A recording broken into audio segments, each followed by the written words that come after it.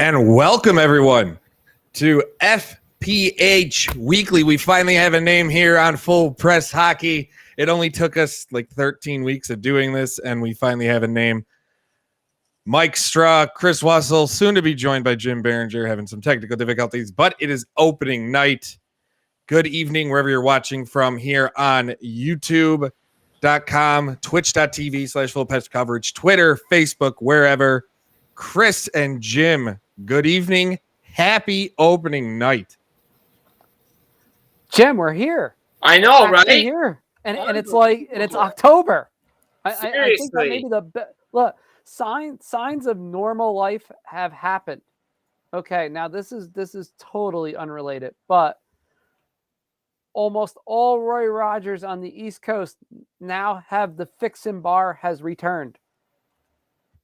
It's crazy. Significant. This is the first time in a year and a half. I mean, there are signs. I mean, look, is everything going to go back to normal? No.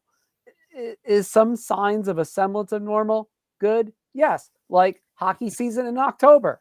Great. Is hockey season regular season still going to go past my birthday? Sadly, yes. That's all right. It goes past my birthday too, so it doesn't matter. I only had hockey on my birthday once, and that was during the bubble because my birthday's in August.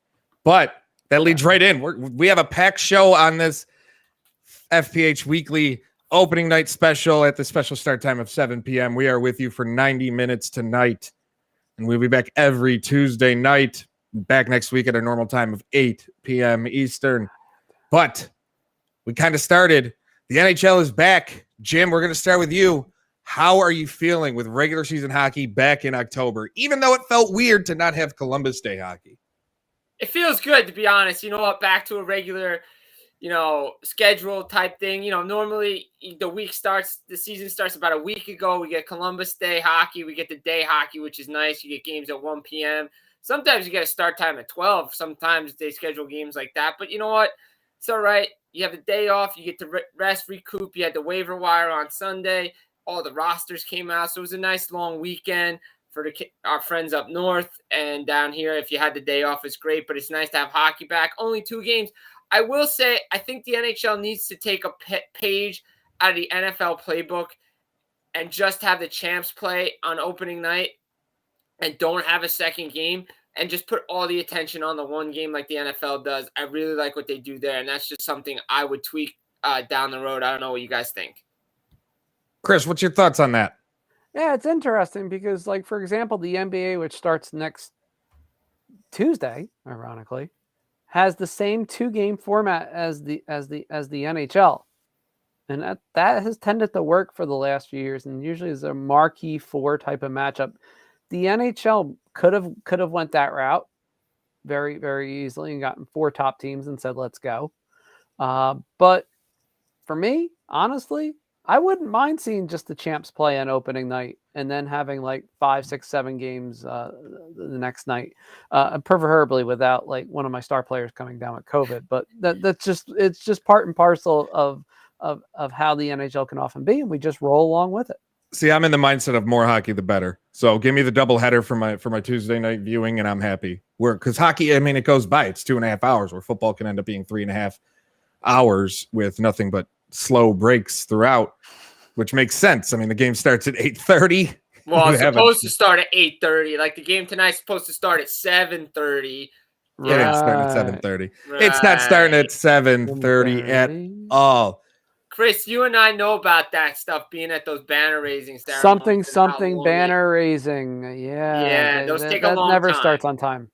I mean, it's their second in a row. They should be able to understand what they got to do. It shouldn't take them that long, right? More people this is coming. This is coming out of the bubble. There's no silence is golden type of thing. There's all golden for the Tampa Bay Lightning tonight, and rightfully so. Look, something to keep in mind too is what we're going to go into a little later. Tampa Bay has a pretty illustrious streak to try and keep intact tonight, and they have a record of sorts that they can reach if they win tonight.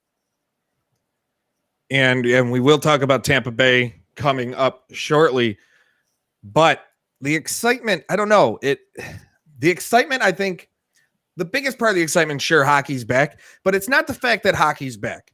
It's where hockey is being broadcast on tonight. After 17 years, the last time they broadcast, Tampa Bay had won the cup. The first time they're back, Tampa Bay had won the cup. ESPN is hosting NHL hockey, and I know they're not airing as many games on the flagship network this year. I think it's only like 20-something games. It's still a good amount of games for the first year. You have ESPN Plus, which I'm personally not a fan of having to rely on a streaming service. I like to just be able to sit on my couch, throw on ESPN, and be done with it. I get it, but I'm a boomer when it comes to this type of stuff. But the idea that 7:30 hits and that iconic ESPN NHL theme starts because we already know they're going to use it. What, like, is it just nostalgia, or is NHL being back on ESPN really that big of a deal right now? It's definitely a big deal, especially in the States. I mean, I'm seeing it. Gary Bettman was on Good Morning America yesterday. You're hearing stuff on the morning shows on ABC being talked about hockey. Tonight on the local news, they just didn't talk about the Rangers. They're like, oh, by the way, on ESPN and ESPN Plus and Hulu, there's hockey tonight. So it's a big deal because as the hypothesis goes, Chris knows this as well as anybody, and Mike, you do as well. If you're on the network, they're going to talk about you. Yep. And they're back on ESPN, and that's a good thing because people recognize ESPN in the States. People go to it. Sports Center, you want to talk about it. This morning on Sports Center, they had people at the rinks talking about the games this morning. So you're going to see that. What I'm hoping for is they incorporate more of the talent into these other shows, like what Greeny does in the morning on Get Up, where they have like a little panel with like Kevin Weeks or somebody like that on there talking about the games. I think that's what they can do, and I think that's going to be very helpful. Look, we get it. Streaming is the way to go now. You see with Notre Dame, it's just on Peacock, except if it's a big game. So a lot of games are going to be on ESPN Plus, which isn't a bad thing. I've had it for the last couple of years. It's really good. But I get it. If people don't want to spend the money, you want to turn on ESPN or ESPN2 and see the games. They should be there. They should be on the flagship station. But it's going to be great. And then we also get TNT in the fold. So it's going to be something different. And they've shown us some behind-the-scenes stuff. So it's going to be good. It's different. And it's good to have hockey back on ESPN. And Chris, I'll go to you. One of the coolest things that I saw last night, and this proves the point, you're on the network, they're going to talk about you. Last night during Sunday Night Football, and we all know Steve Levy, the voice of Monday, or not Sunday, the voice of Monday Night Football, Steve Levy is a huge proponent for hockey. He's a massive hockey fan. He's going to be one of the play-by-play voices for ESPN. He was play-by-play back in their last deal, but he's plugging the fact that John Cooper was going to be on the flagship Sports Center with Scott Van Pelt. You never got that the night before opening night of hockey, and it just seems like the national buzz. Hockey has a way to go to get back into America what it was. NBC, all it did right, no one took it credible because it wasn't ESPN. Where can you see the popularity of the league going with this deal, starting with Turner, who knows how to present sports, and with ESPN? What realistically can you see happening with the popularity of the league right now? I mean, it can only go onward and upward here. Look, NBC did a lot right, but they did a lot wrong too. And you have to acknowledge the pluses and minuses there. What ESPN does for better or for worse, and what TNT especially does, or Turner Sports does, is this: it is entertainment, and you need to market your players. And this is something that has been talked about since we were probably wee little infants and younger. Mm-hmm. That the NHL just could not manage to do this. And now into 2021, it is clear that in order for ESPN to survive, they had to adapt. Yeah. And for Turner Sports to survive, they had to adapt. I mean, look at what Inside the NBA has done for the NBA alone. It's made it fun. Just that show. And if you get even a fraction of that level of fun with the NHL, we may be onto something. But the question is, yes, with that level of fun, all respect to NHL players, they're sticks in the mud compared to NBA. They are boring, average, dry, monotone duds compared to the average NBA player. What I will say, yeah, go on, Jim. I'm sorry. I will say this: the new commercial with Backstrom and Ovechkin was pretty funny that I saw going around. I think if we can get a little bit more of that, I think we're on to something. And with Paul Bissonnette being in the studio, I think that'll bring something different. Yeah, I don't think you're going to get like what like Chris said, if you can get a fraction of what you get from inside the NBA, because you got Shaq and Charles there and Kenny, and then they all know how to interact with each other well. It's going to be interesting to see, but I think ESPN back in the fold is a good thing for hockey. A lot of people may not say it, but I've seen just the snippets of what I've seen these last couple of days is a lot more than what I saw when it was on the network prior to being off in 2004. 100%. And I mean, I just want, like you talk about Paul Bissonnette, get somebody to play his foil, like how you have the Chuck and Shaq thing in the NBA. And like, you're going to try, like we have these people on here and we know Kevin Weeks, what he brings, but my biggest thing is we've seen these names before. We've seen a Kevin Weeks. We've seen an Eddie Olczyk. We've seen a Keith. We've seen all these names. I was really hoping for an overhaul and just give us a bunch of people, throw things this first season and see what sticks, and then go next year and beyond and figure out your perfect pairings. But I just want that personality. I'm so tired of the dry, like, why so serious type of mantra. Yeah. And I want entertainment. At the end of the day, yeah, it's all about being entertained. Chris, you talked about Inside the NBA. I mean, Inside the NBA is the studio show to emulate if you want. If Turner wants to make good with the NHL, they will do whatever they can to emulate as much as they can what Inside the NBA does. And that's really where we're at. People want to be entertained. I want a reason to turn on the pre-show. I want a reason to stay after the game goes off the air. I want a reason to watch the intermission rather than change and then, oops, I forgot to go back because I got caught watching something more entertaining. Absolutely. And I think you're going to get that at some point during the season, especially with the TNT show.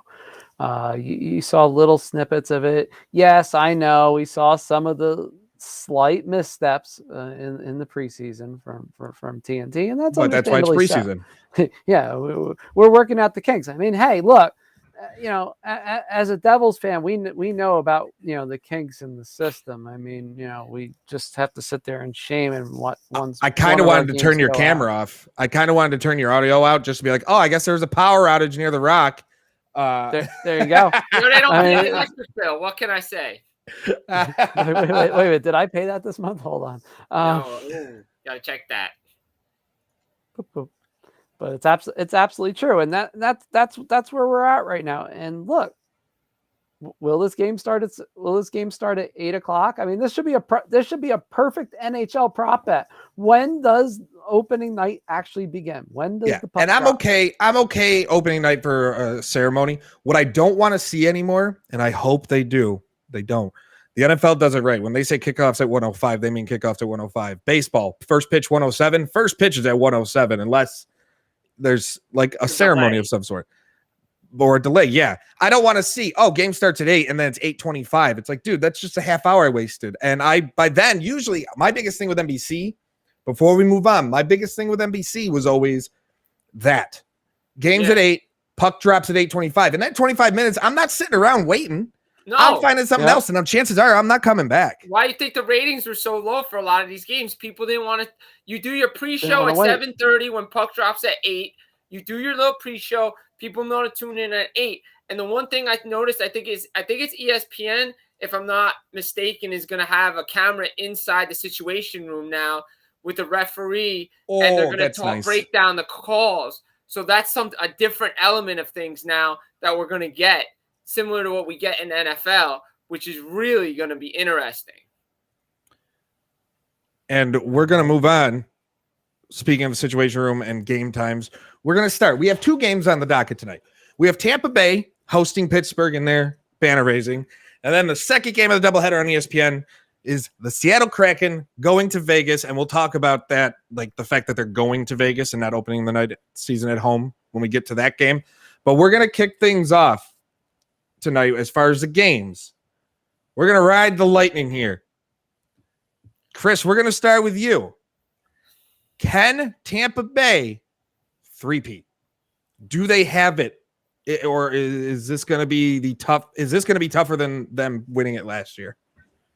I would love to see a three-peat, but there's also a part of me that remembers a certain year of a team that looked like they were about to three-peat.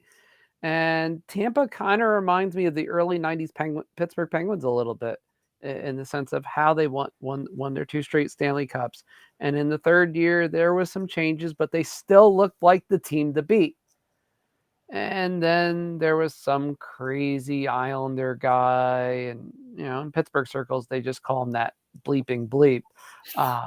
But you get this feeling like Tampa is going to not three-peat in some goofy manner that you just don't expect this year. It won't be because they're not good enough. It will be more just something of happenstance that you don't see coming. Injury. I mean, we could say injuries, and Jim, I'll pass it on to you. But they've done it. They've proven without Stamkos, they're fine. But we haven't seen like Kucherov, Paquette. Like we haven't seen Hedman, Vasilevsky. Vasilevsky goes down, they're done. I think he's the one 100%. Player, Jim. That's the one guy that can't go down for an extended period of time, especially now. There is no safety net at all. No. And Jim, what, like, other than Vasilevsky, because we're all in agreement there, he goes down, like, they're probably still making the playoffs, but if he's out for half the year, happens to get injured in the playoffs, they're done.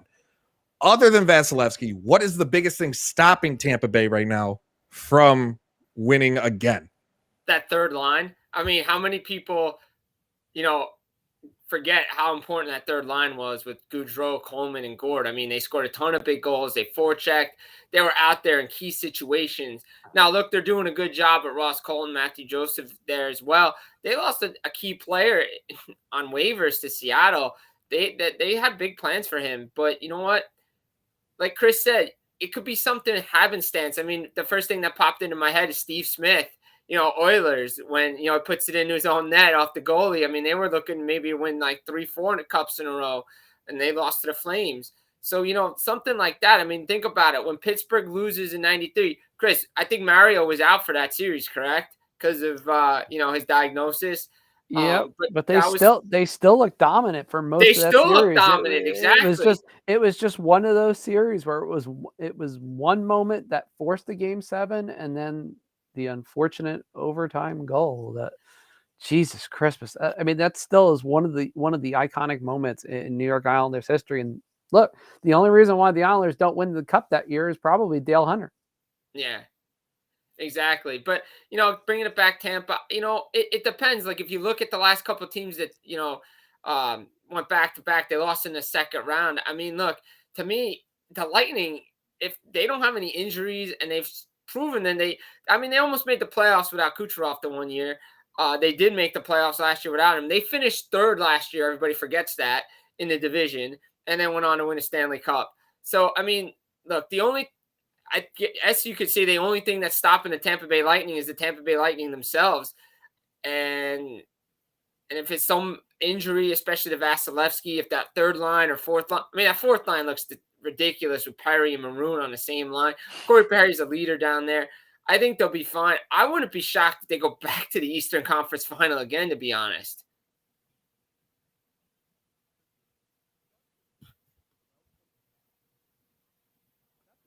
Yeah, it's true. I mean, did we lose Mike? I think we lost Mike's mic. I muted myself with my nose. There you go. That's what happens when you have the big schnoz here. But John Cooper very well might be the he's such a great coach. There's a good chance to me he'll go down as one of the best coaches of the current era of hockey, if not one of the best coaches of the 21st century. Just because no matter what injuries have happened, again, we haven't seen how he works with the goaltending. Should something happen, knock on wood, it hasn't. But he's been able to make it work, and he hasn't been afraid to adjust his lineups no matter what. No matter what player has to be slotted where, he seems to find that magic combination when he needs to get the right formula. Well, don't forget, I believe Bishop got hurt in their run in 15, and it was a young Vasilevsky that Lesky. came in. What? Yeah, no one expected Vasilevsky to even perform anywhere close to what he did, and he probably was the reason why that Stanley Cup final, even got extended in the first place. Exactly. I mean, So, Chicago was on their way to absolutely sweep that series. Yeah, of course. But I mean, look, you know what? Again, that was a couple years ago, and look, there was talk before Cooper gets his extension that he could have been on the hot seat if they didn't win in the bubble or that year. He could have been gone, but it goes back to back. Look, this guy's won within that organization since being there. So, you know what? Like I said, the only thing stopping the Lightning are themselves. Exactly. Like the one team, maybe, and we'll talk about it when we get to our predictions later on, our final predictions before the season really gets going, is the one team that I see being the biggest threat to them in that division or getting out is Florida. Yep. But they have to realize that they need to play Spencer Knight way more than they need to play Bobrovsky before they do that. And who knows who's chirping in whose ear about, well, we paid him this much money, but that's a topic for another night. But while we wrap up, yeah, exactly. We all knew this was going to happen eventually. We knew it was going to happen. But we'll wrap up about Tampa Bay. What player from last year's run do you expect, and I'm not counting any of the new faces, do you expect to have the biggest impact this year? Again, not named Vasilevsky, because we all know what he is to this team. Corey Perry. I like Corey Perry with the new addition they brought in. His commanding the bench right away. Big leader. Cooper says he's got the locker room. He's already wearing an A on his sweater. I like him. Big. How about Ross Colton? Let's give it up for him too. I mean, he's in a position now. He's going to get a lot more attention than he did last year, especially on that third line. So those are two guys I'm looking at. I mean, before we get to you, Chris, I mean, that might be the biggest jinx to Tampa winning the cup is Corey Perry's there ready to lose 3 straight finals. Chris, what about you? I don't know. Go with the flip. Is the third time the charm? I mean, that's sometimes all it takes. But look, for me, it's a healthy Victor Hedman. I mean, look, people don't realize the last 2 Stanley Cups that Tampa's won in the last 2 years.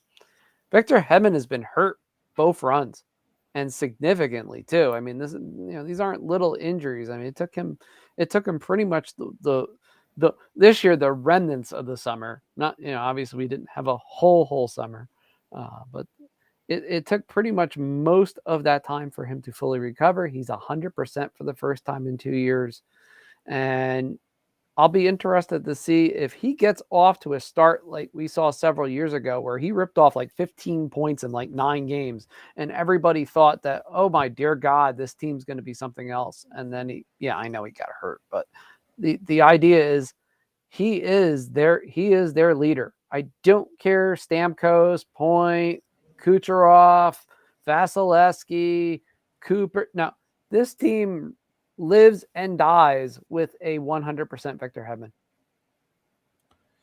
Do you think, I mean, there's Ryan McDonough, he isn't what he was, but yeah, I mean, you look at their back end, they have McDonough, they have Sergachev, they have players. Zach Bogosian. No, but they have Cal Foote, they got Eric Cernak. Like they really don't have, like, Sergachev would be your most reliable blue liner after that. Like Hedman goes down, you have Sergachev, and then a bunch of players like, we don't know about Cernak yet, and we don't know about Foote, but you have McDonough, Ruda, and Bogosian all in their 30s. Like, they're not spry chickens. They're not where they're not young, obviously. As I say that, they're 31 and 32 years old. Like, they're not old, but sports, they're not old. Ancient. Just not young. But look at the miles on Ryan McDonough's body. Oh, especially all those years playing in New York. Yep. Exactly. So, yeah, I mean, Hedman goes down. It's just as bad, I think, as Vasilevsky, because Vasilevsky's going to end up facing 40 to 45 shots a game at that point. But, yeah, it's like you got to – Sergachev, I expect to have a monster of a year this year. I think he's going to have to be a key cog in that wheel for Tampa to make sure they don't run head. My biggest fear with Hedman is, he's already 30. It's hard to believe he's already 30, and you don't want him run into the ground I mean, he has miles on him, but you don't want him to get burned out right now. And you got to start utilizing Sergachev. You got to find a defenseman that can take away realistically some of those minutes. But that's Tampa Bay. We're going to take our first break of the night. And when we come back, we're going to talk about Tampa's opponent, the Pittsburgh Penguins. Is Pittsburgh's window starting to finally close? You are listening to FPH Weekly here on Full Press Coverage. Mike Straw, Jim Behringer, Chris Wassel. We will be back after this break.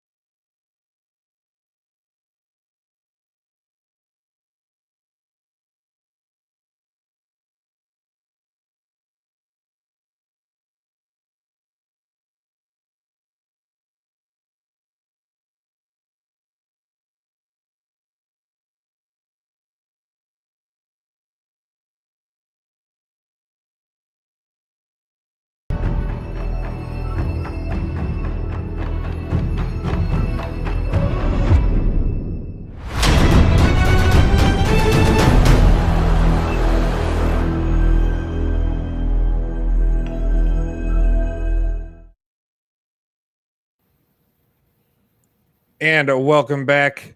Let's get that overlay out of there. And welcome back to FPH Weekly opening night special here on youtube.com, twitch.tv/full press coverage, Twitter, Facebook, wherever you can find us. Don't forget, you can find all of our coverage at fullpresshockey.com. Mike Straw, Chris Wassel, Jim Behringer here talking all things opening night. If you missed the beginning of the show, we talked about our thoughts. We talked about Tampa Bay. Can they three-peat? But now let's move on to the team that everybody always talks about. They're always in the playoffs, the Pittsburgh Penguins. They open the season at Tampa. They've had some disappointing ends. Their stars are getting older. Is this Penguins team, is this Pittsburgh team seeing their Stanley Cup window closing? Chris, we'll start with you. Like, is this the last hurrah for this group? It should be. It unequivocally should be. I mean, it's still weird that Ron Hextall runs this team.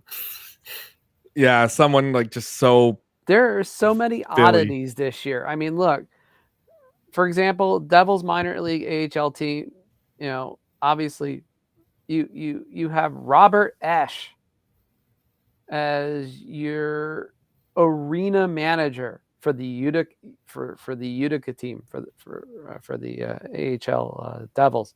So I mean, there's just so much oddity to this. But the bottom line is with Pittsburgh, unfortunately, is Father Time is undefeated, and you can only build a team around Crosby and Malkin for so long. Malkin is going to miss an extended amount of time to start the regular season.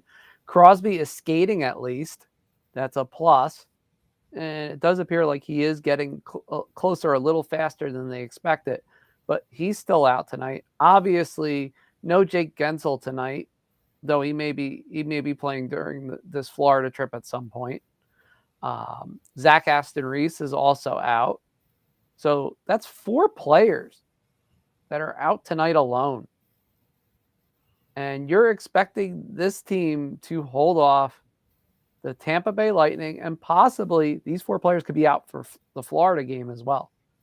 That is not an easy start to the season, especially in a division where they're going to need every point possible just to make the playoffs.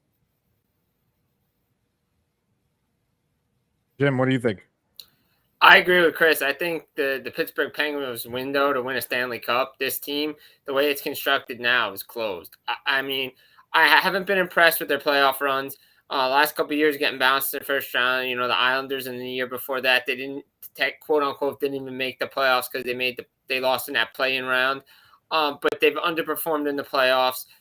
Tristan Jarry did not make the saves when they needed to against the Islanders last year. For some reason, the Islanders have the Penguins number in the playoffs. But look at that division alone, the teams that have improved. I mean, on paper anyway. We'll see what happens when they take the ice, but the Devils improved. Washington's still always a threat. The Flyers improved, the Rangers improved, and then there's the Islanders that, are everybody's, darlings to, come out of that division and be number one. And like you said, Crosby's hurt, Malkin's hurt. When Malkin's in the lineup, he's not the same player that he was when he won the Conn Smythe Trophy. And even during those runs when they won the Stanley Cup, I mean, obviously, was Phil Kessel that important to that team? Right now, you can say yes, because same with that HBK line. I mean, they figured it a way to get it done, and they played good defense. This reminds me of the Penguins teams after they won the Cup in 2009 that just tried to rely on too much offense and not enough defense. Letang's getting older. Russ, he needs a new contact. Russ needs a new contract. Are they going to bring back Malkin? It's just so many question marks with this team. Are they just trying to keep it open and avoid that rebuild? As you see, Chicago's growing through it. All these teams are going to eventually go through it. But I think Father Time has finally caught up with this Penguins team. I just don't see them making the playoffs this year. I mean, that's bold. Obviously for franchise, because we had that run where the Red Wings made it 20-something straight years, and the Penguins are basically the modern-day Red Wings in terms of playoff consistency. But to not make the playoffs when half the league makes the playoffs in this group, it's I don't know. Chris, is that something realistic, do you think? It's very possible. I mean, look, There's several teams in the Metro that you can sit there and make a case that they have as much of a chance of making the playoffs as not making the playoffs. It's pretty scary. I mean, Pittsburgh's a bubble team. Washington has to kind of be considered somewhat of a bubble team right now because of the injuries and the fact that we now know that Nicholas Backstrom is going to be out for all of October and part of November. I mean, you look at right on cue. Wow, it comes right up. Right up. Just staring at your face. Look at all that red, ladies and gentlemen. That is a lot of red for next year. Yeah. That's not good at all. And the thing is, with a lot of that red, none of them are young. No. None of them are. I mean, you got a couple. You got Dominic Simon, but like, who's the first contract type people? But none of them are like these blue chip prospects that you got to bring back. The Kasperi Kapanen is not that. No, 25 years old. Like, he's an RFA. He's not that at all. You have, and then on the defensive side, like your defense, I mean, after this season, your highest paid is Michael Mathison. Yeah.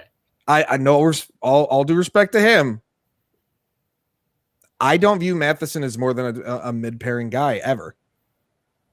Like, I feel like that's his peak of where things should be comfortable. He should never be relied on to be a top guy. And when you look at this now, here's another thing too. When you look at this roster and how it's currently constructed, not much in the form of drafted players. No. Ron Hextall has a lot. Again, it's so weird to say. He has a lot of work to do. And when you look at their draft status next year, they have 6 picks. They don't have a third rounder. Like, it's not like they have a plethora of draft capital from trading these players away. And that's where you go into the question. Even if they're a playoff team this year, they're, say, a fringe playoff team, they're a wild card team. Do you, if you're Hextall, consider trading Malkin to get some assets and give him to a cup contender just so you can have that draft capital to finally, because a rebuild has to happen sooner or later, or not a rebuild, but for them a replenish of the cupboards. Do you consider trading him? You have to. I mean, he's an unrestricted free agent. But then where would he want to go? He obviously, Malkin's the type of player, he's got his no movement, but he's earned the ability to tell you where he wants to go. Mean, the thing is, but think about it from the other side. Will Brian Burke allow Ron Hextall to make those moves if they're a fringe playoff team? Or are they going to make the same mistake and say, okay, well, we're on the bubble. Do we just need a piece or two to just get us in the playoffs? And that, to me, is a stupid decision. Right. We've seen how that works for teams. You're on the bubble, you get a piece to get in, and then you lose in the first round, and then you're throwing your hands up anyway. Right, exactly. So they are in a very, very tough situation right now, these Penguins. It kind of warms my heart personally. But I just don't see this team missing the playoffs because it is Pittsburgh. It's one of those I'll believe it when I see it type of thoughts, though. Not saying it can't happen, but because they've made it was kind of like when Detroit. It's like, oh, is this the year Detroit finally misses the playoffs? No. And we didn't see it coming. No, didn't see it coming. No one saw it coming. I mean, look, especially when you have Crosby. At the end of the day, you still have one of the greatest players of all time on your team. Oh, and what will be a healthy Crosby? Because and we all know. No, I'm talking about Jeff Carter. Oh, come on! How did fart now? Wait, we can't say that live, can we? Yeah, we can say whatever we want.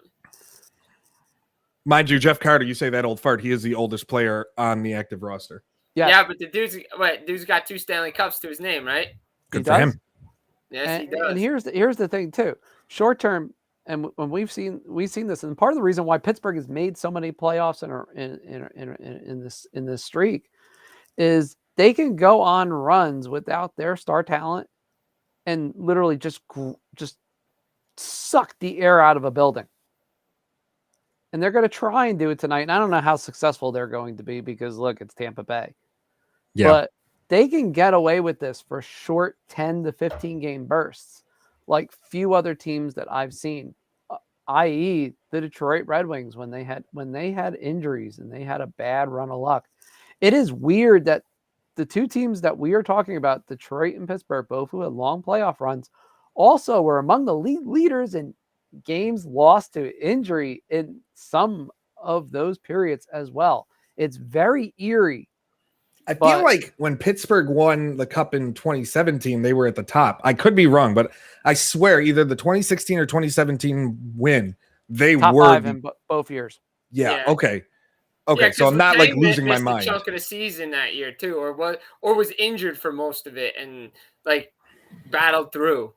But it really doesn't matter to me, man. Games lost if you as long as you get in and you're healthy in the playoffs. Obviously, they proved that that's all that mattered. And yeah, I just like for me, I need to see Gensel and I need to see Rust really take it into another gear. Because I don't Crosby. I'm not saying Crosby's injury prone. Obviously, he's had really bad luck with the concussions. Like to me, concussions aren't an injury prone thing. Concussions are just scary. I can get a concussion just standing up from my chair. But I really need to see like those players step up and become the face of the teams, like productivity wise. I'm just really, it's just weird, like where they're at. Because aside of those two guys, like it's not a Chicago situation where Chicago's like, even with their top two guys, Chicago isn't going anywhere. No.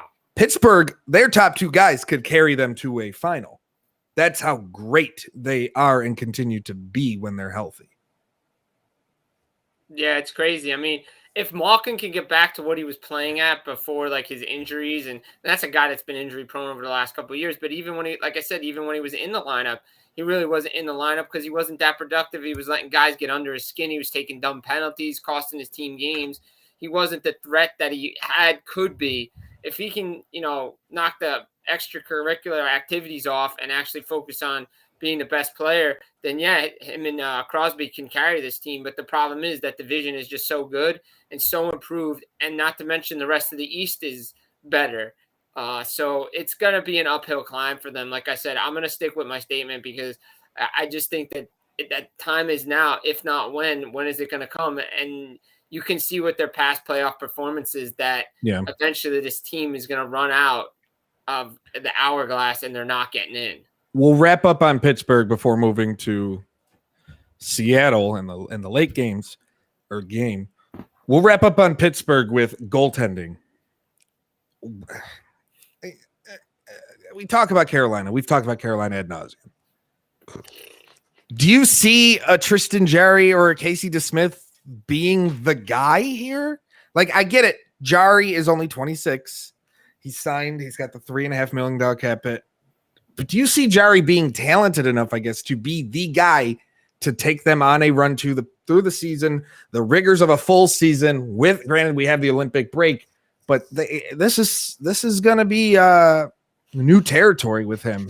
I just don't see it. No, I don't see it. There's one, and I won't even call this foolproof because there's no guarantee this will happen.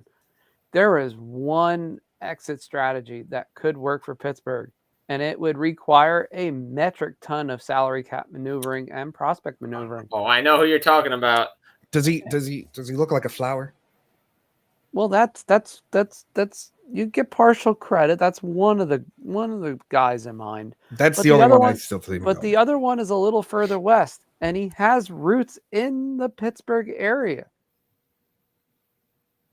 May it be none other than Mr. John Gibson, who literally said, I don't want to play for a rebuilding corpse of a team in Anaheim. I don't want to play for a rebuilding corpse because that's all he is the Jack Eichel of goaltending. He's only ever played for a rebuilding corpse. It's true.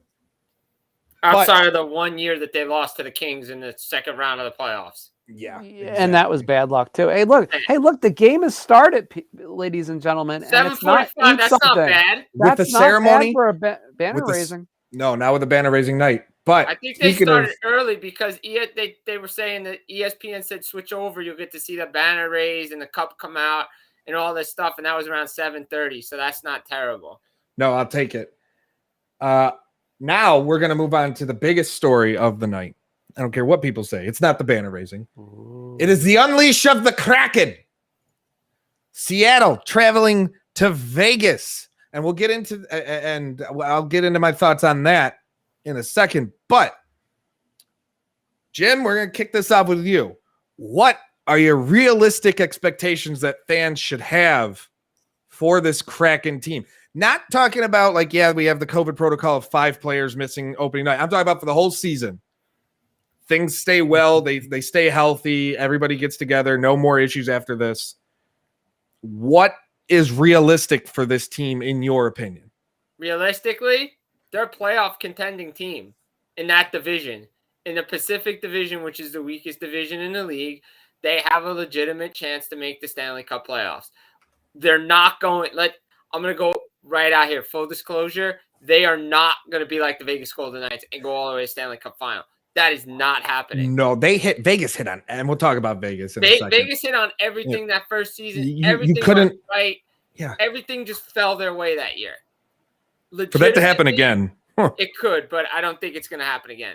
Legitimately, this team can potentially make the playoffs in that division. Like I said, outside of Vegas and Edmonton, the next 2 slots are wide open. So they have a legit chance with the team that they constructed. And you've seen it in the preseason. They're playing a good structure. Ron Francis knows what he's doing. Dave Haxtell behind the net, behind the bench is really good. They signed Philip Grubauer to be the number 1 goaltender there. You've seen what he can do in Washington. You've seen what he's done in Colorado. That team legitimately has a chance to make the playoffs. Yeah, and you look, and Chris, I'll pass this on to you. You look at those teams. You have Edmonton. You got Vegas. What is there any other team that's a clear-cut, not wild card, but the clear-cut number 3 in that division? There really isn't. I mean, I would have said Los Angeles before Quentin Byfield broke his ankle. Man, that immediately took. I mean, it might not take LA out of the Eichel sweeps. We'll see. But it's gonna be interesting to see what happens with Los Angeles and that going forward. And we already were talking about Eichel being like sort of shifted to the trade deadline, which is very weird. We went from he might get moved to no. Again, we'll see. But other than that, there's no clear-cut team at all. And Vegas kind of grinded their way. They found their way. This is not a Vegas team. Seattle is a way different animal here. But they have some offensive talent. It's not like they're completely devoid of talent. They just don't. Are they going to have those guys that just, for the lack of a better term, find that sort of extra gear? And Vegas seemed to have 15 players that magically found that extra gear in a breakout season. That's not going to happen with Seattle. They're a nice team. They're a nice bubble team, and that's about as far as it goes. There's nothing wrong with that. We shouldn't expect every team to be Vegas, basically. So here's my thing though with Seattle. Vegas had a fantastic coach, an amazing coach. I think Gerard Gallant is one of the best coaches who doesn't get enough credit, and he's always the scapegoat when he shouldn't be. Dave Haxtell, I think, is a terrible NHL coach. I don't think he's good. I never thought he was good. Thought when he was with Philly, they made a terrible job hiring him in the first place. I think he should go back to college where he can succeed. I think he's going to be the biggest detriment to the squad. I don't think he has the ability. He gets too, at least from my time watching Philly, okay? Now, I wasn't covering the league day in and day out, but I obviously I have to stay in the know. It's just ingrained in me. He seemed to get too into himself on what he was putting together that he stuck with what wasn't working. And he's like, no, I'm smart enough. It will work, rather than reacting to what needed to be done and moving things around. Now, I could be wrong, but that's just what I've noticed. I got that sense. And old habits die hard, and I kind of feel he might do the same thing here in Seattle with a whole new thing, or But my only saving grace to maybe that mindset changing is the idea of you have a brand new franchise in a brand new city. You need to do whatever you can to keep that excitement. So if it's not working, you're not going to stick on it like you would in Philly, where they're going to keep showing up constantly and booing you out of the building no matter what anyway. You got to mix things up and keep things going, because this can't go south fast. Like it just can't be, because then you're going to hear talk like anything. It's not going to be Atlanta bad, obviously. Nothing could be Atlanta bad. But this he's under a lot more pressure than I think any expansion coach has been in the past. I mean, since Nashville came in.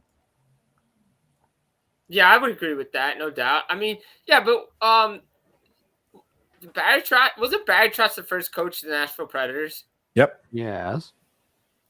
But they figured it out, and don't forget, it was a different era back then. I know, but and they gave him time. They gave him a lot of time, but don't forget, the teams back then did not have the same advantage as Seattle and Vegas did. It was basically 100%. Here are the misfit toys. Here are the old toys. Let's find what works, what doesn't work, and we're gonna go find other stuff and bring guys in that are our own things, and we'll figure it out from there. If Nashville, Columbus, and Minnesota had the same advantages as Vegas and Seattle did, those teams would have been a lot better, a lot quicker. But I agree. The problem is everybody's going to expect what Vegas did, and that's what you can't do. And that's unfair. And that's unfair because Seattle actually constructed a pretty decent team. Is it as good as Vegas is? Probably not, but it's still a good team out of the players that they got. And let's not forget what they did in free agency either. I mean, they brought in some good talent.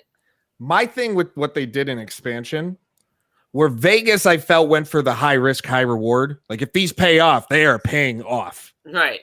And they did. Vegas went, we're going to play, or Seattle went, we're going to play it safe. We're going to get the known commodities. We're going to take the safe, because they could have gotten the Jeff Skinner. They could have gotten the Vladimir Tarasenko, where if these pay off, holy hell, we have a star in the face of our franchise type thing. They didn't. They decided to play it more safe, where the biggest name they take is Mark Giordano. Sure. So it's one of the who's as safe as you can get on the back end. I just, it's they constructed different. Ron Francis had a different mentality, different mindset. He didn't have as many of the wheeling and dealing that Vegas did, or that we expected. But I still think they're going to be a decent team. I still think they'll be a good team. What I don't like is the fact that they're opening on the road. Expansion team, first night, should open at home. That atmosphere, granted, because that atmosphere, it's still going to be crazy, right? First game at home. But first game at home, you come off a loss. It still feels different from the mentality thing, where it's like, this is our first game at home. They haven't played at home. Their preseason home games were all on this Pacific Northwest road trip, which was the coolest thing ever. Playing in all these different suburbs and going, to build that fan base, which I think is fantastic and more teams should do. I don't think any team should play preseason games in their home arena. They should just go around all place, like locally. But this is a team that I feel the season should have opened in Seattle for them, not on the road in Vegas. Yeah, I agree with that for sure. I think they should have opened at home, get that atmosphere, see what that building's like. We saw it with, the Vegas atmosphere. It's one of the best buildings to go to. Everybody wants to go to. All-Star. It's a dream of mine now. There. Yeah, I want to go there for that game. Just the atmosphere, the pregame alone is going to be awesome. I think the same thing could have been done for Seattle. You bring them in, boom, you're opening in Seattle, the anticipation. You're going to introduce the new team. Like, all that stuff would have been great to see, and I wish they had done that. But look, hey, the two new expansion teams are going at it, except we're going to see it in Vegas. It's still going to be a fantastic game. I kind of wish it was done in Seattle, to be honest. Yep, it's still going to be a fantastic game. It would have been a lot of fun. I mean, look, to see the Vegas arena being built and then being able to go to it was not only a privilege, but it was a marvel to see. And the Seattle arena, I've seen pictures of it. You see some YouTube videos out there of it, and to think of all the ups and downs that went into the Seattle franchise. I mean, people forget that even a decade ago, Seattle almost what happened then. Yeah, I mean, I remember running a story back for an outlet that Chris and I both wrote for. And I talked to so many members of city council in Seattle. It was back in 2016 of their window closing. Like time was running out and they knew it. And it was like there. And it's just been on. It's nice to see. And we have to wrap up Seattle. We have to get to our final break of the night. But they don't open at home until the 23rd. And they open against Vancouver, which that rivalry is going to make me so happy for years, just because I know how it is for soccer with the Whitecaps and the Sounders. Hockey is going to be even more amazing with the Canucks and the Kraken. That Pacific Northwest is just going to be so much. It's such a hockey hotbed. People forget the Everett Silvertips and the Portland Winterhawks. Like, and the Seattle Thunderbirds. Like Pacific Northwest, basically. Get Jack. Yeah, like I mean, let's go. Just give me the Western hockey. Oh my God. Pacific Northwest hockey is amazing. I'm super excited for this, but we're going to take our final break. When we get back, we're going to talk about Vegas. Then we're going to get into predictions and final predictions. Then we're going to wrap up our show. You are listening to FPH Weekly here on Twitch, YouTube, Twitter, Facebook, wherever. We will catch you in just a short minute.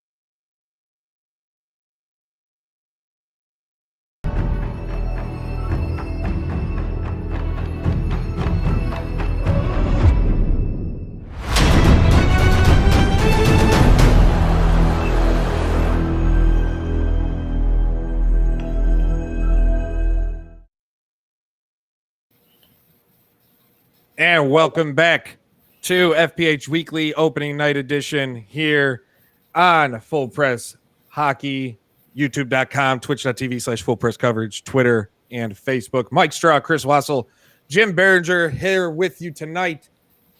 Guys, it's been a fun one.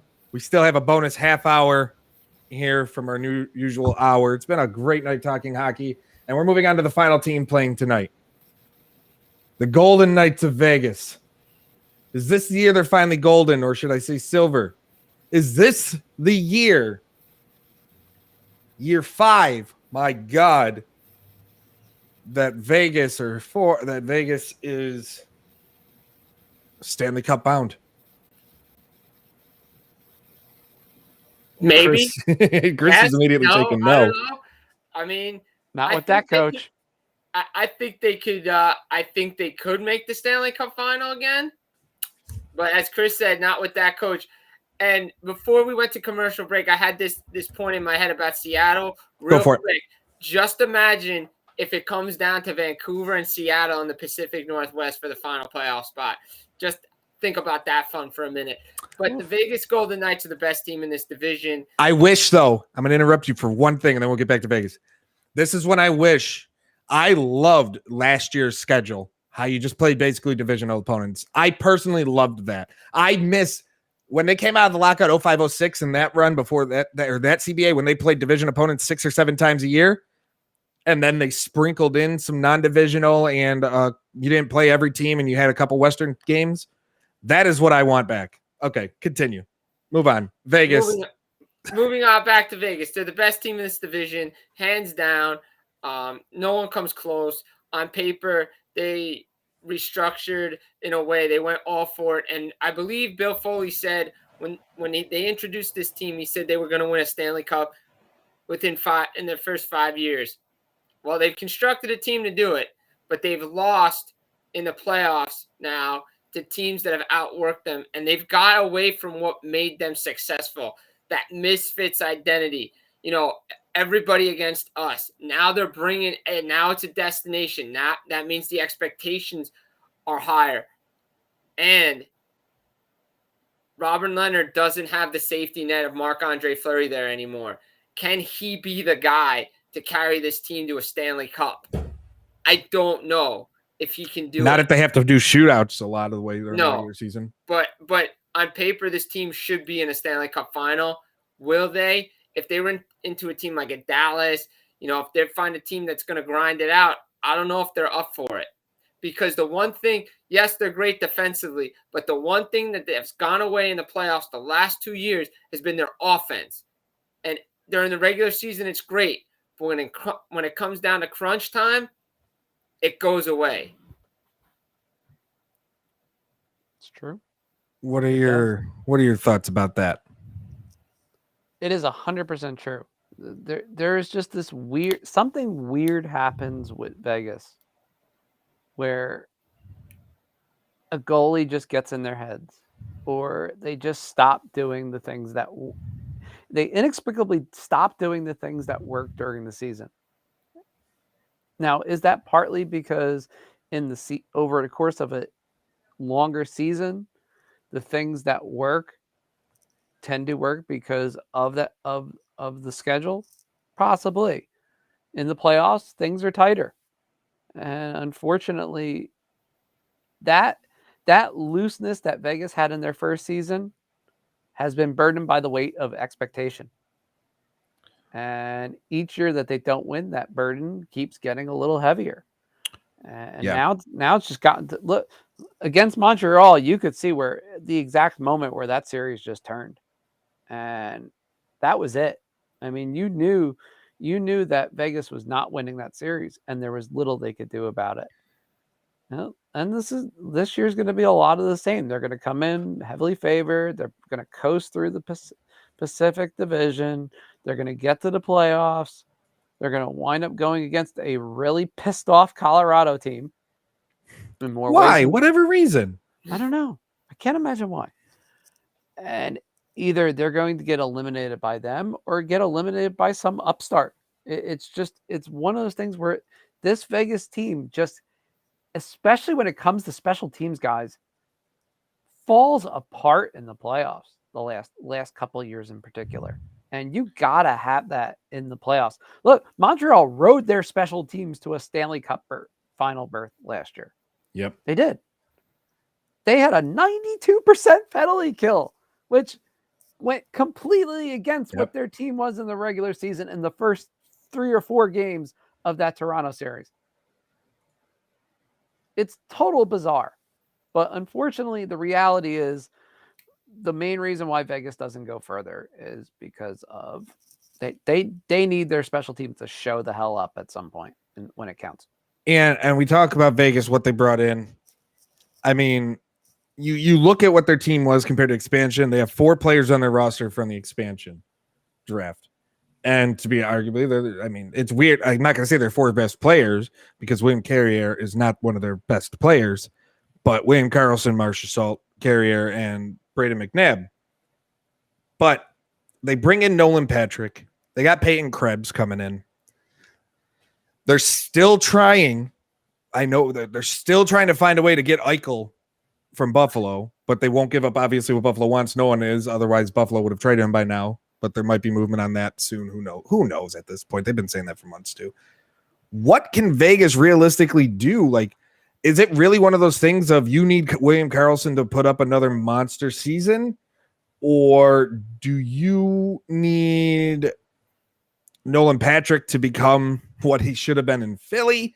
Do you need, what are we looking at for Vegas to get over the hump? You talked about special teams, but offensive production wise, what player are we really expecting or needing to make that big leap to become the team that they have to be to get over that hump, get back to the final for the first time since their first year, and actually win it? Max Pacioretty. Yeah. I mean, is it that simple? It comes down to Pacioretty. I mean, he didn't show up when it mattered the most. Yeah, he had a couple goals in the playoffs. Mark Stone, he did his thing. But, the misfits line for them needs to be broken up. I mean, that's a great line that they had the first year. But since then, they really haven't done much. Marcia shows, he's probably been the best player in that line.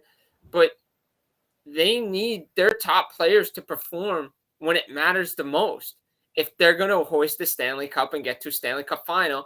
And they need everybody to play their role the right way like it did in their first year. I think having Nolan Patrick come in, get a fresh start, could revitalize his career. That's definitely going to help for sure. But now it is like, okay, well, we traded away our first-round draft pick, one of our first-round draft picks in Nick Suzuki, and look what he's doing in Montreal. Imagine if we actually kept him and their center depth. That's the thing there is they're down the middle, is an issue too. Look, I think if Nolan Patrick can play to somewhat of his draft year, they have a good chance. I mean, it's not just going to rely on him. They're going to need everybody to chip in, but the top stars need to perform when it matters. Breaking news, guys. Jason Zucker is broken already. Sorry. I thought you were going to give us who scored the first goal of the 2021-2022 season, but we're still waiting. I mean, oddly enough, will it happen?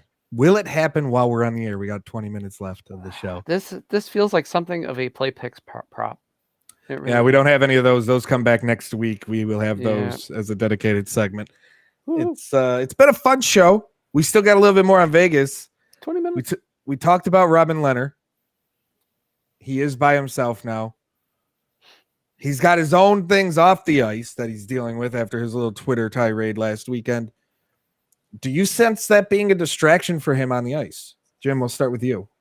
I don't think so. I think he's learned to, embrace that side of himself. Like, he's going to be open and honest with that. I think there was a different way of handling it. Maybe not just straight out, call guys out on Twitter, maybe pick up a phone and say, hey, NHL, I'd like to have this talk about, mental health. And maybe you can say that conversation led to what happened with Carey Price going in the player assistant program. We don't know, but I don't think that's going to be a distraction.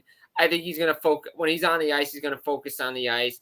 I think he's a different player, and I think he's going to let that get in the way, but he's got to perform now. It's on him. and it's not on. There's no Marc-Andre Fleury safety net.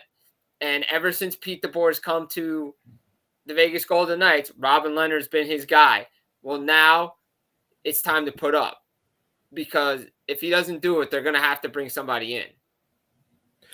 100%. And he is in the second year of a 5-year, $25 million contract. So it's not like he's not getting paid chump change. He's not getting paid a whole lot, but he's not getting paid chump change to be the guy. And Buffalo tried to make him the guy when they traded a first-round pick for him. Didn't work out there. He just didn't produce. Granted, no one can produce in front of that team ever. Vegas has a much better team, and if you can't produce in front of Vegas when they have a defense, like they have very talented back end with Pietrangelo, Martinez, Theodore, McNabb, Hogg. Like if you can't show up there when you need them, then yeah, it's time. It's time to figure out your goaltending. But Vegas, this is the most interesting year. A lot of their players they are up there. They're getting up there. We're gonna see if they hit on Krebs. Like he is the biggest wild card to me, because he has that talent and that ability where he in 2 years he is their top guy.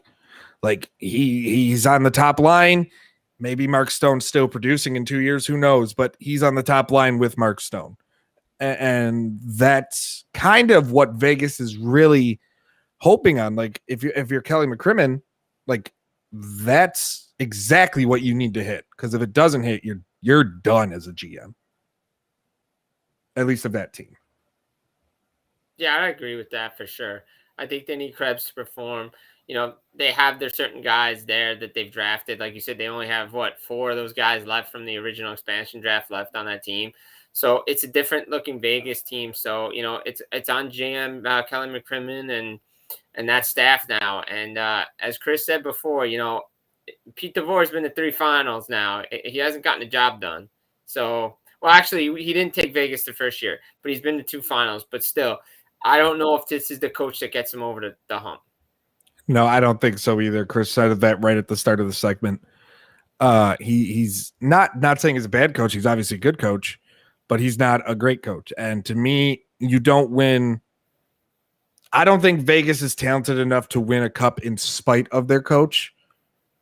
Where sometimes you have that. Right. To be honest, Craig Berube is that. I think when St. Louis won, they won in spite of Craig Berube. They won because they had a really hot goaltender. And they had a really good team, and everything was falling their way, and everybody performed the way they were supposed to, and they had a great 4th line. Exactly. I don't think Berube is this great coach, but they won in spite of him. Same when Tortorella won with Tampa Bay. Tampa Bay, like Hobby Boulin in 2004, it's fun. We're talking about Tampa Bay again, like because the ESPN tie-in, but that run, goaltender, the Boulin wall, like he was he was the reason I played goaltender when I was a kid. Him in Phoenix, and I just followed him. Like I loved his play, everything about it. He was just but that playoff specifically, he was unstoppable. So there are teams that can win in spite of their coach. I just don't think Vegas is one of those teams this year. I think Vegas, to be honest, even though they're likely a playoff team, they're going to run with that division. If they're not performing where they should, even if they're still in the lead in the division, I could still them being like top 2 in the division midway through and still firing DeBoer.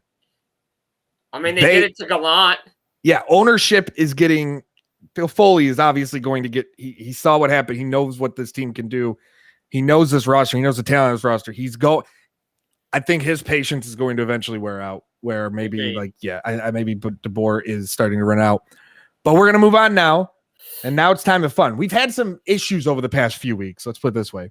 Yeah. From time off to technical issues, things like that. So we kind of couldn't get the full preview. We never got to the West. We never did get to the West. It's okay. It's that guy's fault up top. It's all right. And there's 2 guys up top on my screen. So yes. On my screen, it's the guy on my right top, the guy that got his jersey. That guy's fault. There's a wanted poster out for him. So if you see him, there's a big reward. Story of my life. Eastern Conference.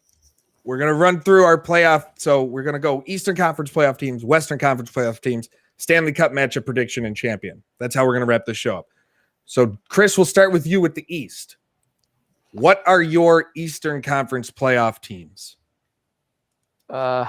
Anyone but the Rangers, obviously, because I'm one of those guys that believe that Gerard Gallant is more Goofus Gallant than Gerard lately.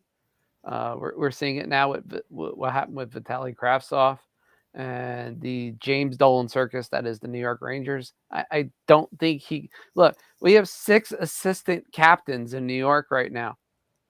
6. Gallant is Oprah, whatever. There's an interesting, like, sort of Mr. Holland's opus, if you will, here, and it's not a good one for the Rangers. I do think they're on the bubble, and this could change throughout the season. But obviously, at least until further medieval notice, I went through this evil machine, looked at some numbers, crunched them, and this is kind of what we somewhat came up with. This does not mean it's going to happen. So, hey, we take. But if it doesn't happen, everybody direct your hatred to Chris. Everybody direct the hate mail and whatever, yada yada yada yada. All right, obviously Carolina's making the playoffs. I do think the Islanders somehow win this division, though. Yeah. It's weird. They're sort of built for the regular season. I think they have more of a second half surge because of the amount of home games they're going to be playing. UBS Arena is going to become the new Fort Never Lose. It's just destined to be that way. Yep. So you have Islanders, Carolina. Let's see. Considering what Barry Trotz said about how this team has unfinished business and anything less than that goal is a failure, tells me all I need to know about where the Islanders believe they're going to end up this year. Yeah, they seem rather freaking motivated, don't they? Yeah. And so you know what? In a good way. So you have the Islanders winning the division. You got Carolina coming out. What's your third team in the Metro? My third team, because until somebody figures out how to stop John Carlson on the power play, this is always going to happen. It's going to be Washington. Fourth team, God, it pains me. I have to say this. It's going to be Philadelphia. I think some miracle of God, Carter Hart finds a way to get it together this year, just enough that he can offset what Martin Jones tries to undo in Philadelphia. Something weird's going to happen with that 4th spot. What about in the Metro or the Atlantic?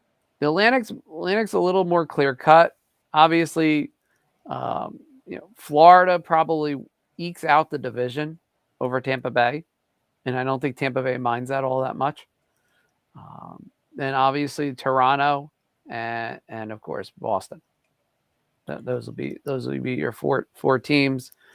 We'd like to say sorry to Montreal, but you're not going to make the playoffs without Carey Price. Nope.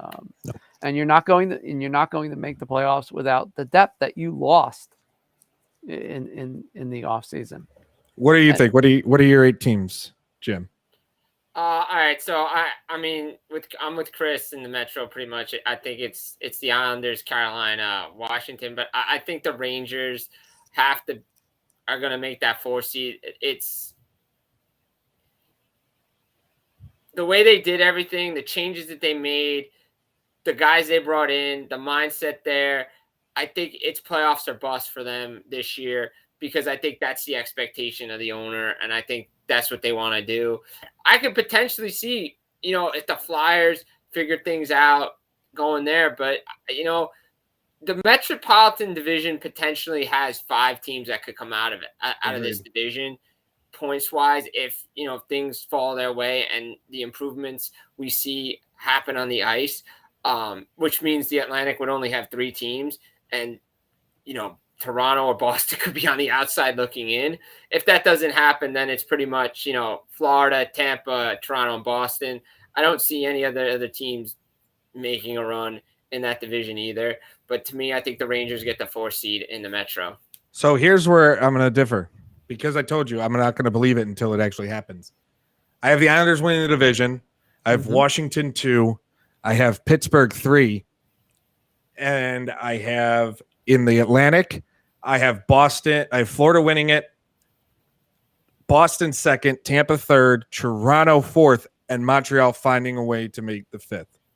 I have 5 teams in the Atlantic because they'll beat the shit out of the lower teams in that division. Yeah, that was I needed. They're gonna beat it. Like they're gonna destroy Ottawa and Detroit and Buffalo. So that alone, being in that division where in the Metro, everybody's gonna beat each other up. So teams are gonna miss because of that in my mind. Yeah, but the thing is with Montreal is if you go back to the last time they played a full season, or go back to when why they missed the playoffs? Well, when they made the playoffs because of the return to play, they lost to Detroit 4 times. They couldn't beat Ottawa last year, so they need to figure out a way to beat those teams to get in the playoffs. They can't go 0-4 against those teams. Agreed. I'm throwing that wrench in it. I'm throwing that monkey wrench. I like the wrench. Western Conference. Jim, we'll start with you on this one. We'll pick your Central. What 8 teams are coming out? I like Colorado, Winnipeg, 1-2 in that division. Call me crazy, but I think Minnesota finds a way to keep that streak alive in their playoffs because I like what they're doing there. And give me the Dallas Stars to make the playoffs in the Central. What about Pacific? The Pacific, I think it's Vegas, Edmonton, Seattle, Vancouver. Ooh. Chris, how about you? I like it. This is where I get fun. Obviously, I have Colorado as well, along with Winnipeg. Minnesota finds a way to sneak in, but I have UC Saros being a top 3 Vezina candidate again. Ooh. And Nashville making it in, along with Dallas. So I have 5 teams coming out of the Central. And for the Pacific, if only we could have 6. I know, right? Seriously. I love it. I would love it. For the Pacific, though, obviously it's Vegas. It's Vegas and Edmonton, and I do have Los Angeles finding a way behind the goaltending of Cal Peterson, eking out a playoff berth just by a whisker over Seattle and Vancouver. If Byfield wasn't going to miss as much time as I think he is, I'd be more inclined on that one. The Central, Colorado to me is winning that division. I think it's going to be Colorado. I think it's going to be Minnesota 2 and Winnipeg 3. But I also have 5 teams coming out of that. I think Dallas and Nashville get in. Dallas should have made it last year, and they kind of faltered. They lost the teams they shouldn't have. And Nashville, UC Saros is a damn good goaltender. And that's one thing they don't have to worry about. But did they lose too much offensively up front to win? Because as much as their defense is so good and Saros is great, they did lose a couple nice pieces up front offensively. I think if Forsberg can return to form, if Forsberg can return to form, they'll be okay. In the Pacific, I really wish I could only pick 2 teams, but I can't. It's Vegas. It's Edmonton. I'm the same way. Yeah, I wish there was a way you could go 6-2, and you just can't. It's Vegas, Edmonton, and so we have 1 with Seattle. We have 1 with LA. I'm gonna say Calgary is that 3rd team that squeaks in. Okay. They better make the playoffs this year. Otherwise, not Giordano. Gaudreau is gone. Or that whole team is going to get blown up. 100%. So that's where I'm thinking. And now we get to the fun part, though. We know our teams. We know what we want. Chris, we're going to kick this off with you as we wrap up the show. Yep. Stanley Cup matchup and who hoists it next summer. I like it. And this is where disappointing parts of the show rear their ugly heads. It's not going to be the Islanders. It's not going to be Carolina. It's not going to be any team you're freaking expecting from the Eastern Conference, because you know what? It's upset Central time. That's right. It's that time. The Boston Bruins, like Jason Voorhees, are going to make the Stanley Cup final behind the almighty magic of a late Tuukka Rask surge. That's right. Tuukka Rask is going to come back from hip surgery. And this is the last episode of Chris Wassel on the FPH Weekly. I had to do something completely different. I mean, look, let's be honest. Boston and Colorado would be some hilarious theater for a Stanley Cup, just for the obvious. And coming out of a bubble, I mean, what better way than to just memorialize Ray Bourque forever? I mean, it's horrible, it's mean, it's cruel and unusual punishment. Oh, and they'll get Jack Eichel too. Why not? Somebody will find a way to make this happen just because it's the NHL. But all kidding aside, guys, there is bound to be something crazy and obscene that comes out of the Eastern Conference. It almost rears its ugly head this year, like last year. All the ingredients are there. Carolina, I don't think is as good as everybody is saying, and I don't think the Islanders are all that good of a playoff team. Yeah, I don't have Carolina making the playoffs because of it. Yeah, I really am worried with Carolina. I mean, they are one of those all or nothing teams where they could finish first or second in the division. They could completely miss. We just nobody knows what you're getting there, and nobody knows what kind of team you're getting. All right, Jim, what's your matchup? Are you going to go Boston, Colorado, or are you going to go completely different too? All right. Well, I mean, I could be like Bob McKenzie and be like, I don't give Stanley Cup playoff predictions this early. I really don't want to do it. Because to be honest, in 2015, I nailed the whole thing on NHL.com. Every series right, the playoff, everything. So I feel like that should have been my walk-off and my swan song. But to me, if you've been following me, what I've been writing, what I've been saying, I'm on the Islanders bandwagon. I think this is their year to hoist the Stanley Cup. I really do. I think they have unfinished business, and I like the way they put this team together. And I think Lou will be crafty enough to get this team. And with Barry Trotz behind the bench, I like the Islanders winning a Stanley Cup. Who they do it against, I think it's Colorado that gets there, and they just lose. And I think the Islanders are just so hell-bent on winning that they get the job done. Now I'm going to throw the wrench in it. I have Florida coming out of the East because this is the year they turn it to Spencer Knight and they turn it on. I got Florida. I actually have a rematch of 96. Colorado. I knew this was coming.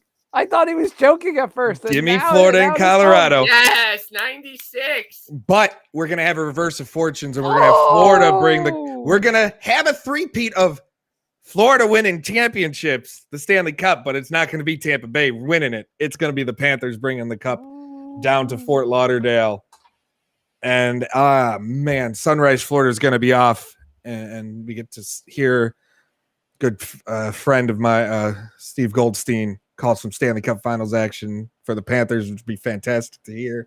One of the best voices in hockey. And, yeah, I got that 96, 25 years later. I got that rematch finally, and we got Florida taking it this time, which means then we need a trilogy matchup. I mean, we do. We need it. But guys, it's been fun.